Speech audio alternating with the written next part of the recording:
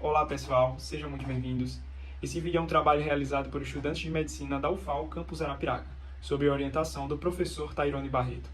Vamos falar um pouco sobre emergências traumáticas, mais especificamente o trauma da gestante e violência conjugal. Esse vídeo será apresentado por mim, Pedro Brandão, e pela minha amiga Letícia Carvalho. Mas antes disso, não se esqueça de curtir o vídeo e de se inscrever no canal. Bom, no trauma de uma gestante, não é apenas um paciente, mas dois, que no caso seria a mãe e o feto. A compreensão das alterações anatômicas na gravidez, da relação fisiológica com a paciente grávida e o seu feto, são fundamentais com relação ao fornecimento do cuidado mais adequado e mais eficaz para ambos. Quais seriam essas alterações? As diferenças anatômicas, volume e composição do sangue, a questão hemodinâmica, sistema respiratório, sistema gastrointestinal, sistema urinário e sistema neurológico. A começar pelas diferenças anatômicas, especificamente em relação à disposição do útero. O útero ele é um órgão intrapélvico que, no decorrer das semanas gestacionais, ele vai tendo esse processo de crescimento e ascensão no sentido cranial. E qual seria a relação, a correlação clínica dessa alteração anatômica? Seria justamente a do próximo ponto, que seria o deslocamento das ossos intestinais e o trauma. Bom, basicamente, à medida que o útero ele vai aumentando, ele vai crescendo, ele acaba empurrando essas ossos intestinais nessa direção cranial, ou seja, nessa região superior do abdômen. E aí, com isso, essas ossos intestinais elas acabam ganhando um fator protetor e o útero, né, e o seu conteúdo, especificamente o feto e a placenta, acabam se tornando mais vulneráveis. E aí, com isso, como consequência, né, traumas penetrantes que acometem o abdômen nessa região superior, nas fases tardias de gestação, eles podem acabar resultando em lesões intestinais complexas. Bom, o próximo ponto seria em relação às alterações de aparelho do útero e o trauma. Isso se dá em relação ao primeiro, segundo e o terceiro trimestre. O primeiro trimestre ele é pequeno e com a parede espessa e está protegido pelos ossos pélvicos. No segundo trimestre, ele não vai estar mais protegido pelos ossos pélvicos, mas pelo líquido amniótico, que, numa condição de trauma, se houver o contato desse líquido amniótico com a circulação sanguínea da mãe, complicações como a embolia e a coagulação intravascular disseminada podem acabar acontecendo. No terceiro trimestre ele vai estar maior e com a parede mais fina, e o que pode ser encontrado nesse período seria em relação à apresentação cefálica do feto. E aí traumas, principalmente traumas pélvicos maternos, eles poderiam acabar causando como consequência fraturas de crânio do feto. O próximo ponto seria em relação à placenta e o trauma. Os tecidos placentários eles possuem uma elasticidade reduzida. Com isso, as forças de cesariamento elas acabariam sendo mais intensificadas e direcionadas ao feto. Como consequência, poderia acabar causando o deslocamento de placenta, que é uma complicação grave tanto para a mãe quanto para o feto.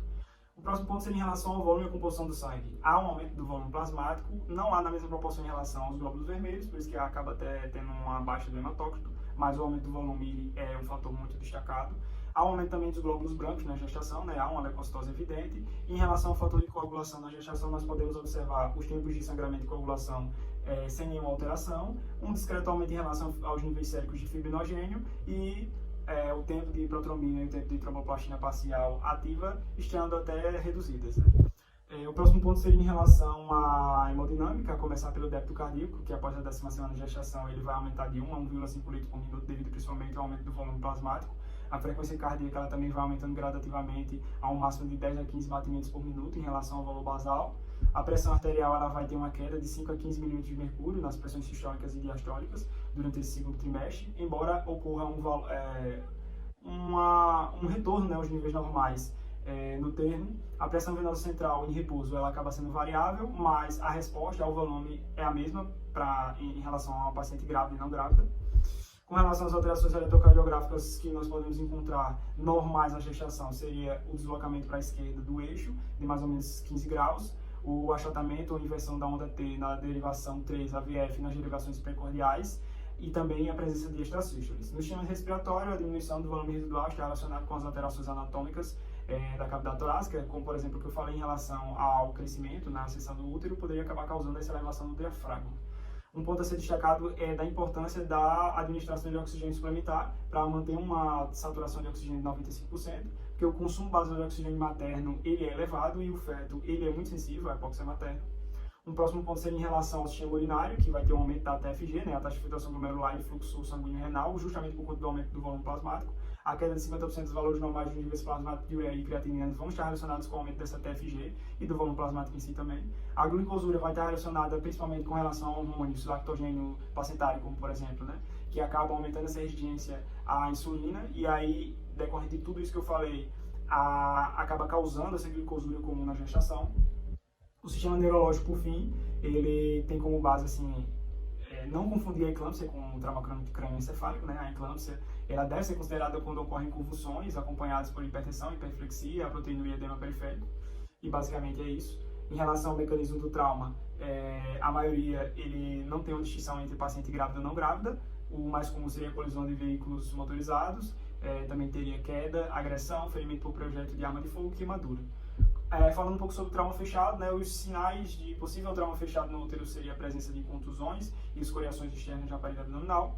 E aí surge a primeira pergunta: quem protege o feto de lesões diretas secundárias ao trauma fechado? Nesse caso seria a parede abdominal, miométrio e o líquido amniótico. Outra pergunta também seria em relação a como ocorre um quadro de traumatismo indireto do feto. Ocorre principalmente por conta da compressão súbita, da desaceleração, do efeito de contragolpe e do cisalhamento, que ambos vão acabar resultando no deslocamento placentário. Bom, dentro dessa perspectiva, seja de trauma direto ou indireto, é importante se atentar para a questão do uso do cinto de segurança em relação a esse trauma fechado da gestante, porque ele acaba interferindo na frequência de ruptura uterina e da morte fetal. O mais recomendado seria o de 3 pontos, porque ele reduz a possibilidade de lesão fetal direta ou indireta, por conta que ele aumenta essa superfície sobre a qual se dissipa as forças de desaceleração. Em contrapartida dos 2 pontos, ele acaba protegendo mais a região da bacia, e ele acaba permitindo essa projeção para a frente do indivíduo, causando como consequência a compressão do útero. Falando um pouco sobre o trauma penetrante, a incidência da lesão visceral materna é reduzida devido principalmente em relação à densidade da musculatura uterina, ao feto e ao líquido amniótico, que vão acabar agindo de forma a absorver uma quantidade considerável da energia desse projeto e reduzindo a sua velocidade. E aí, por conta disso, o prognóstico fetal costuma ser sombrio. E para finalizar, em relação à gravidade do trauma, é essencial ter a ciência dessa gravidade, porque o tipo de tratamento a ser seguido ele deve ser determinado pela gravidade das lesões maternas. E também é importante salientar que todas as gestantes que sofreram trauma, seja graves ou mais leves, elas devem ser admitidas em unidades de saúde equipadas com recursos cirúrgicos e obstétricos, mesmo, como eu já falei, aquelas com traumas leves, porque muitas vezes lesões aparentemente insignificantes elas podem acabar evoluindo com complicações e desfechos piores. Olá pessoal, eu sou Letícia e eu vou dar continuidade ao tema falando sobre avaliação primária e reanimação. Primeiro a materna, gente. Lembra que o recomendado é que nós comecemos pela mãe, para depois prosseguirmos para o feto antes da avaliação secundária da mãe. Isso porque nosso objetivo é garantir a viabilidade dos dois, e essa é a melhor forma de conseguirmos isso. O ABCDE, na gestante, ele mantém a mesma base que já estamos acostumados.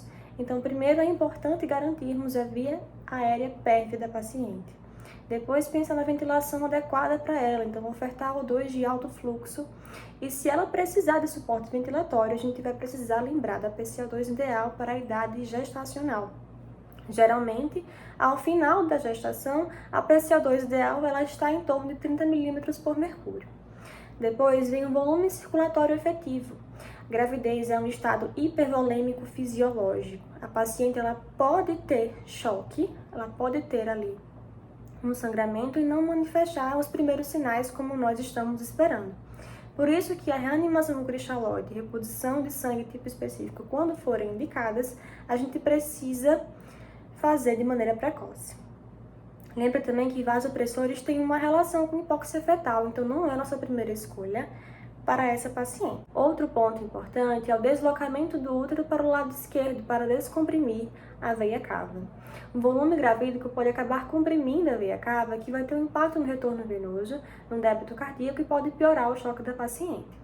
De exames laboratoriais, iremos solicitar os mesmos que no trauma de maneira geral, mas aqui preste mais atenção em relação ao fibrinogênio, porque na gestação ele pode chegar ao final até 2 vezes o valor de referência. E se ele estiver nos parâmetros normais, a gente pode suspeitar de coagulação intravascular disseminada. E agora seguiremos para a avaliação do feto. Quais são as principais causas de morte fetal? Choque materno, morte materna, seguido por descolamento de placenta e ruptura uterina, que é um pouco mais raro. Quais são os principais sinais de descolamento de placenta? Hemorragia vaginal, dor à palpação, contrações mais frequentes, irritabilidade e tetania uterina. Já a ruptura uterina, ela vai vir acompanhada geralmente de um choque mais profundo, A paciente vai ter dor abdominal, de rigidez, de defesa, descompressão brusca positiva e nós teremos uma facilidade de palpar partes fetais. Em relação aos batimentos cardíacos fetais, o exame intermitente e repetido com Doppler vai estar indicado após a 10ª semana de gestação e a monitorização fetal contínua com tocodinâmetro cardíaco vai estar indicada após a 24ª semana de gestação.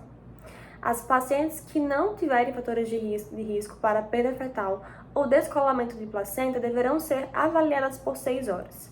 Já as que tiverem deverão ser avaliadas por no mínimo 24 horas. E quais são os fatores de risco? Uma frequência cardíaca maior do que 110, um índice de gravidade de lesão maior do que 9, alguma evidência de descolamento de placenta, uma frequência cardíaca fetal maior que 160 ou menor que 120, ou se a paciente ela foi ejetada para fora do veículo em alguma colisão, se ela foi vítima de atropelamento ou de colisão com motocicletas. Em relação às medidas auxiliares maternas, após o exame físico, se possível, manter a paciente em cúbito lateral esquerdo, monitorar a pressão venosa central, a reposição volêmica dessa paciente, oximetria de pulso e gasometria arterial também são importantes. Lembra que o bicarbonato na gestação ele pode estar um pouco mais baixo. Em relação ao feto, é importante monitorar os batimentos cardíacos fetais. Exames radiológicos, quando indicados, devem ser feitos porque os benefícios são maiores do que os potenciais riscos. E sempre estar atento a alguns sinais de descompensação fetal ou materna, como, por exemplo, oscilações da frequência cardíaca do feto, desacelerações, ausência de aceleração, variabilidade de um batimento para o outro ou contrações uterinas frequentes. Se isso acontecer, uma interconsulta obstétrica deve ser solicitada. Em relação à avaliação secundária, seguiremos os mesmos padrões que uma avaliação de uma paciente não gestante. As indicações de exame de imagem serão as mesmas, assim como o LPD e FAST.